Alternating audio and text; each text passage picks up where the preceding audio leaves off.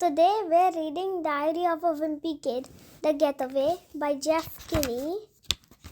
Sunday. The worst part of having someone to tell you about their vacation is trying to pretend you're happy for them because no one wants to hear all about the fun they didn't have.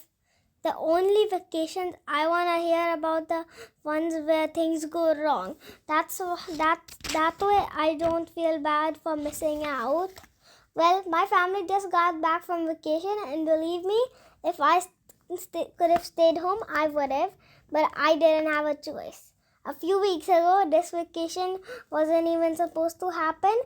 We were just looking forward to a normal December, and I was really looking forward to Christmas.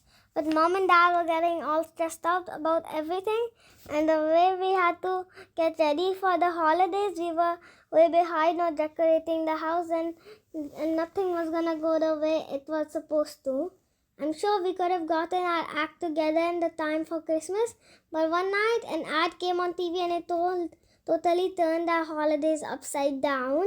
The commercial was this place called Isla de Corliss, which is where Mom and Dad went for their honeymoon. And the reason I know that is because every time that ad comes on, the two of them get kissy faced. It makes me uncomfortable thinking about Mom and Dad before they had us kids, and I wouldn't have to if Mom and Dad didn't break out their honeymoon album every year on their anniversary. The night after that ad came on, Mom and Dad made an announcement. They said that this year we're gonna skip Christmas and go to Isla de Corliss instead. When I asked her how we're gonna get a gift to the resort, Mom said this trip was our gift. I thought it sounded like a terrible idea, and I was surprised Dad was on board with it. He usually doesn't like spend a lot of money, and I was sure this resort was gonna cost a fortune, but he said he was sick of the cold weather and he wanted to escape to somewhere warm. Personally, I don't have a problem with cold weather. In fact, generally speaking, the worse it is outside, the happier I am. I figured Manny and Roderick would help me talk some sense into Mom and Dad, but they weren't any help at all. So I had to accept that we're really going to have a normal Christmas at home. But what I really didn't like was we had to fly to this place, and I've never been on a plane before, and I wasn't crazy about the idea of locking myself in a metal tube. Nobody else seemed worried though, and 2 weeks later, a night when we should have been hanging up our stockings and sitting around the fire watching Christmas specials, we were packing our suitcases for this island getaway.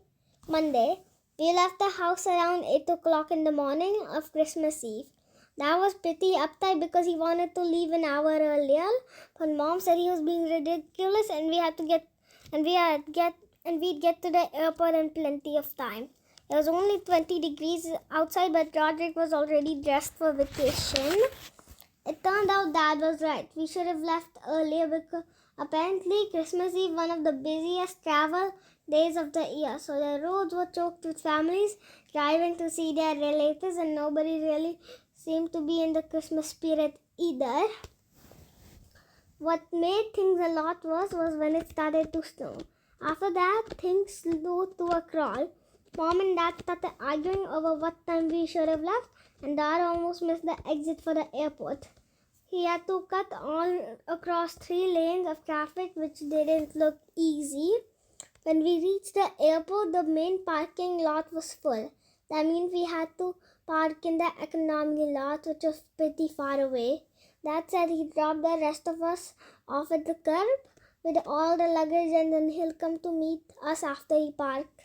When we got to the passenger drop-off area, it was completely chaos. We tried to unload our bags, but the cop weren't letting anyone stop for more than 30 seconds, and that stressed everyone out and made things worse.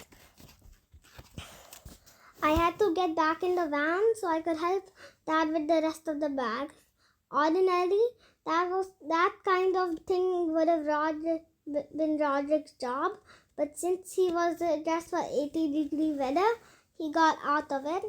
He was lucky he did too, because when we got to the gate for the economy lot, Dad couldn't reach the ticket from his window, so he made me get out the car to grab it. Unfortunately, I didn't notice there was a giant slush puddle on my side of the car until it was too late. After we parked, we rolled our bags to the nearest shuttle stop, which wasn't a lot of fun. The sign said that the shuttle bus to the main terminal came every 10 minutes, but there was no room for us in the bus shelter. We had to wait outside in the freezing cold. 20 minutes went by without a bus, and Dad started really getting obnoxious about the time. He said we're gonna have to walk to the terminal, which was about a mile away. I would have tried to convince Dad to wait a little longer, but my sock was starting to turn to ice, and I didn't want to get frostbite. Sure enough, when we got to the 100 feet from the shelter, the shuttle bus pulled onto the parking lot. We tried to get the driver to stop, but he blew right by us. So we ran to the shuttle stop, but we didn't make it back in time. Now Dad was really worried about missing our flight. I told him maybe missing the flight wouldn't be the worst thing to happen, but he didn't seem in the mood to hear what I had to say. By the time we got to the terminal, we were both soaking wet and miserable. When a pickup truck almost hit us in the crosswalk, it made Dad really mad, and he let the driver know. I'm feeling sleepy now. Good night. See you tomorrow.